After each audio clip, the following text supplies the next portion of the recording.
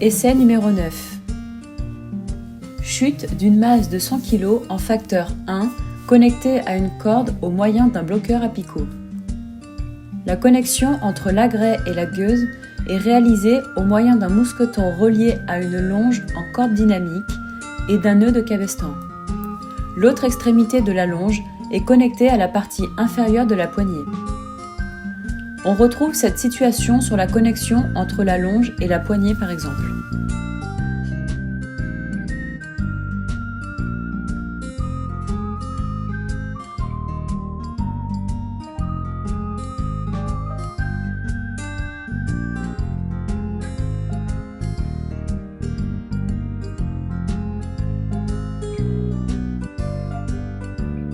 Conséquences. Malgré l'emploi d'une longe en corde dynamique avec un nœud de cabestan du côté de la charge, on observe une rupture de la gaine à 522 décanewtons avec un risque de rupture totale de la corde à tout instant. Dans ce type de configuration, l'emploi de ce type d'agret est strictement proscrit.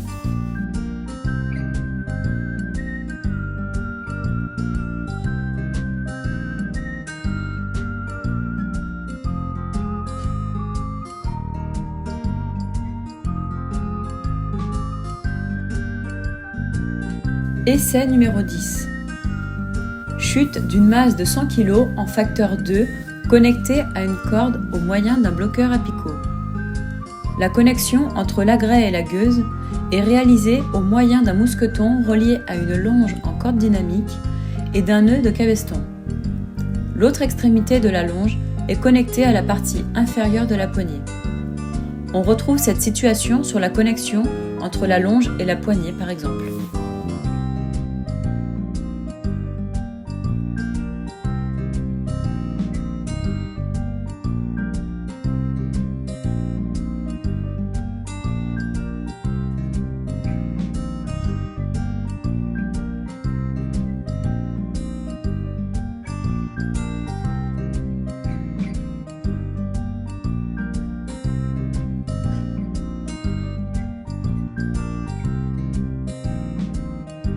Essai numéro 11. Chute d'une masse de 100 kg reliée à un ancrage par une sangle de 80 cm. Les connexions de chaque côté sont réalisées au moyen de mousquetons.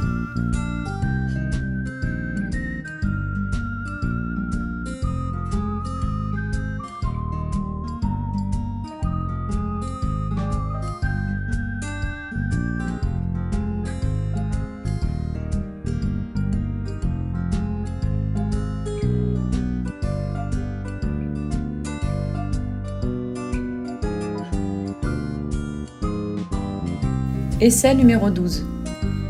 Chute d'une masse de 100 kg reliée à un ancrage par deux mousquetons. L'ancrage est composé d'un point fixe et d'un câble en acier. Les deux mousquetons sont connectés entre eux en reliant le câble et la charge.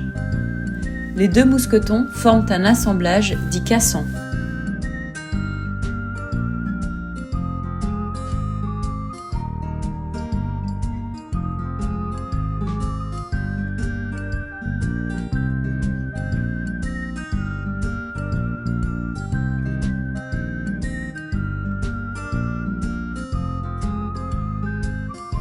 Lors de la phase de mise en tension des dispositifs, vérifiez si les mousquetons travaillent dans le bon sens et qu'ils soient sous tension.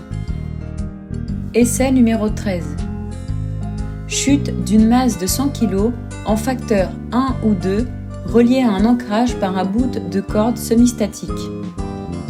La connexion est réalisée au moyen de deux mousquetons connectés à la corde par un nœud de 8 à chaque extrémité. Suivant les essais successifs dans la même situation, la corde peut être neuve ou de 7 années d'ancienneté.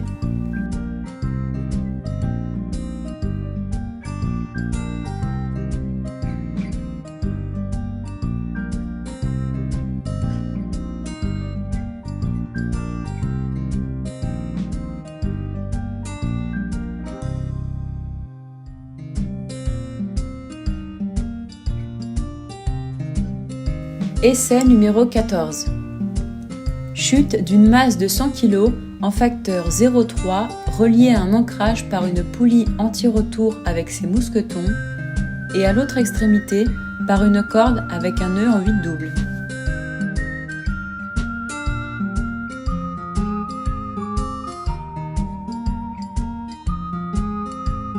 Pas de chute acceptable sur un agrès à picot, sachant que la charge n'était que de 100 kg. Celle-ci peut être doublée sur un secours paroi. La corde de relief pourrait encaisser une force choc plus importante encore.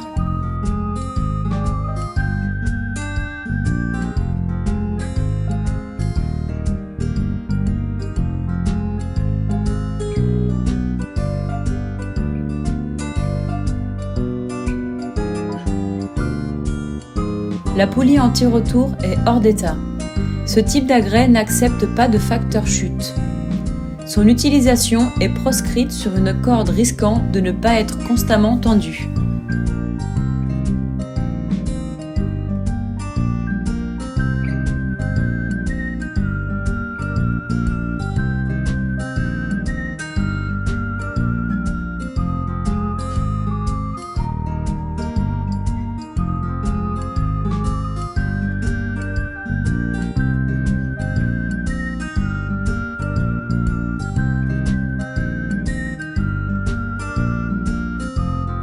Essai numéro 15.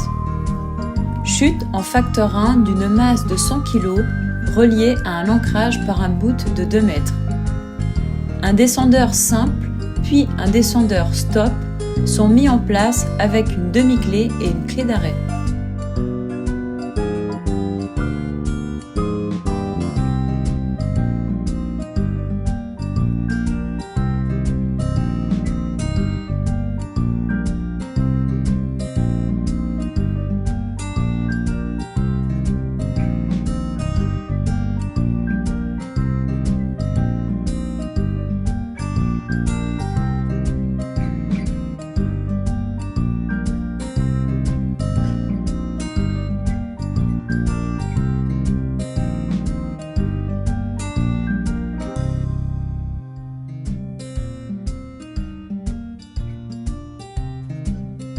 L'utilisation normale de ces descendeurs est de 100 à 150 kg pour des cordes de 10-11 mm.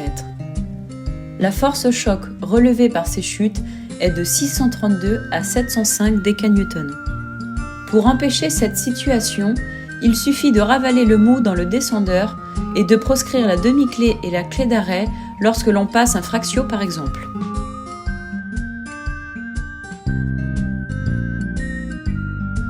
Il n'y a pas de déformation au niveau du descendeur stop. On observe un impact sur la gaine.